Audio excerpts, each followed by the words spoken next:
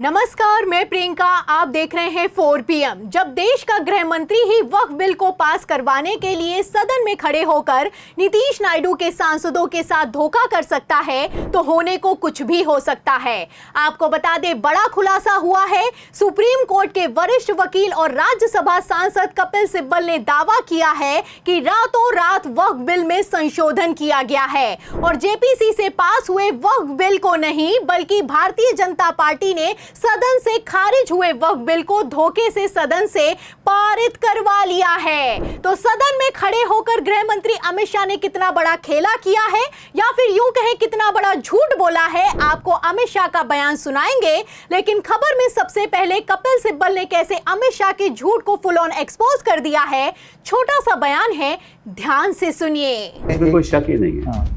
इसमें कोई एक और इन्होंने बड़ी बात की है जो शायद जनता को मालूम नहीं है। उन्होंने ये कहा कि कोई भी अगर property comes under the ancient monuments act, जैसे संभल, उस पे वक्फ लागू हो ही नहीं सकता। ये इन्होंने लोकसभा में एन मौके पे आखिर में जाकर कानून संशोधन कर दिया। तो जाने माने वरिष्ठ वकील कपिल सिब्बल, जिन्होंने जाहिर है कि पूरा कानून पढ़ा है, उन्होंने खुलासा किया है कि लोकसभा में वक्फ बिल के पेश होने के ठीक पहले संशोधन किया गया है और इस संशोधन की जानकारी पब्लिक समेत कई सांसदों को नहीं है। सिब्बल का कहना है कि प्राचीन इमारत संरक्षण अधिनियम 1904 के तहत वक्फ बिल में धोखे से बदलाव किया गया है और इस संशोधन के तहत अगर कोई इमारत, ईदगाह, दरगाह 100, 150 या फिर कि 200 साल पुराना है वो वक्फ के अंडर नहीं आएगा। मतलब अमित शाह ने सदन में कितना बड़ा खेला किया है आप समझ सकते हैं। उदाहरण के तौर पर खेल समझिए, वक्फ कानून के लागू होने के बाद से जामा मस्जिद समेत संभल की मस्जिद और जो भी मस्जिद 100 साल से ज्यादा पुरानी है वो मस्जिदें वक्फ के अंडर होने के बावजूद सरकारी कब्जे में आ जाएंगी। तो अमित शाह ने यहां पर सिर्फ नीतीश नायडू के सांसदों के साथ नहीं बल्कि विपक्ष और देश की जनता के साथ कितना बड़ा धोखा किया है आप समझ सकते हैं। और अगर आप नहीं समझे हैं तो मैं आपको क्रोनोलॉजी भी बता देती हूं। खेल समझिए, पहले जब वक्फ बिल सदन में पेश हुआ तो सिर्फ विपक्ष नहीं बल्कि चिराग, जयंत, जेडीयू, टीडीपी ने जबरदस्त विरोध किया। विरोध को भांपते हुए भारतीय जनता पार्टी घुटनों पर आ गई, यू टर्न ले लिया और वक्फ बिल को जेपीसी में भेज दिया गया। लेकिन जेपीसी की मीटिंग में विपक्ष के सांसदों की एक नहीं सुनी गई, सारे के सारे सुझावों को एक सिरे से खारिज कर दिया गया।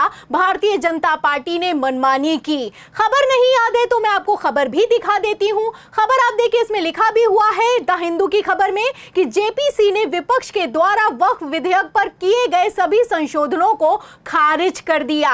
अब यहीं पर खेला हुआ है। आपको बता दें कि जब जेपीसी की मीटिंग में विपक्ष के सुझावों को खारिज किया गया तो सदन में इंडिया गठबंधन ने गदर काट दी। फिर क्या था, अमित शाह ने सदन में खड़े होकर कह दिया कि सारे के सारे सुझावों को माना जाएगा। बता रहे हैं गृह मंत्री जी।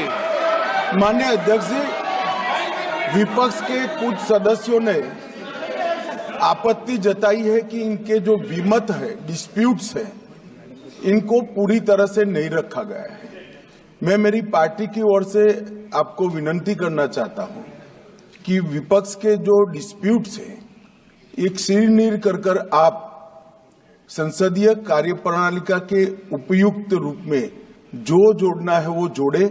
इसमें मेरी पार्टी को कोई आपत्ति नहीं। तो सुना आपने, गृह मंत्री अमित शाह ने सदन में खड़े होकर कहा है कि विपक्ष के सुझावों को जोड़ा जा सकता है, इसमें मुझे कोई आपत्ति नहीं है। अरे जब आपत्ति नहीं थी तो जेपीसी में विपक्ष के सुझावों को क्यों खारिज कर दिया गया?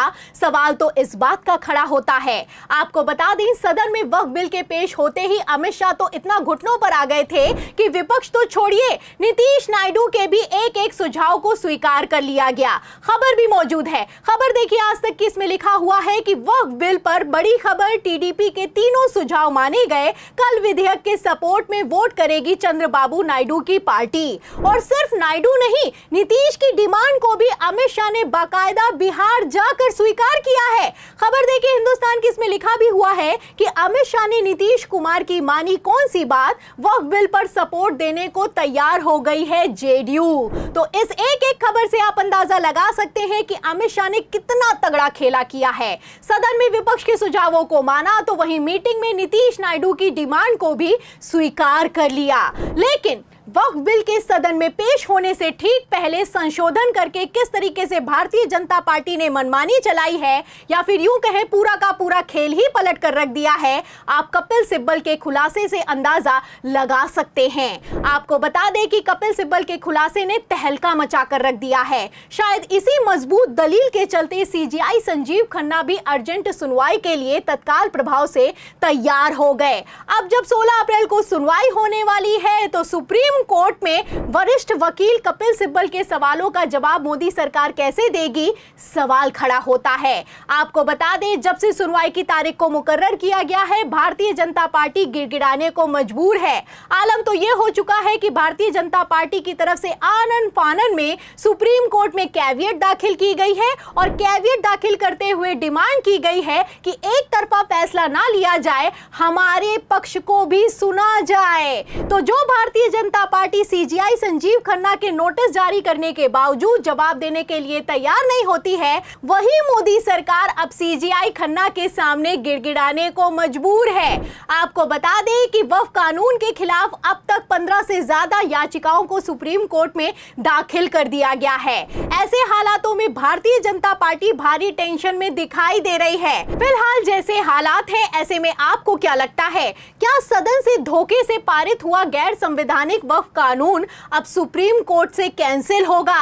क्योंकि जिस तरीके से CGI Sanjeev Khanna action mode में दिखाई दे रहे हैं, जिस तरीके से अर्जेंट सुनवाई की तारीख को मुकर्रर कर दिया गया है और कपिल सिब्बल समेत अभिषेक मनु सिंह भी पूरी तैयारी में हैं, ऐसे हालातों में वक्फ कानून का बरकरार रहना मुश्किल दिखाई दे रहा है। तो सुप्रीम कोर्ट में क्या होगा क्या नहीं होगा, इस सवाल के जवाब में कपिल सिब्बल के खुलासे पर और अमित शाह के खेल पर आपकी क्या राय है? क्या गृह मंत्री अमित शाह अपने ही बनाए जाल में बुरी तरीके से फंस गए हैं?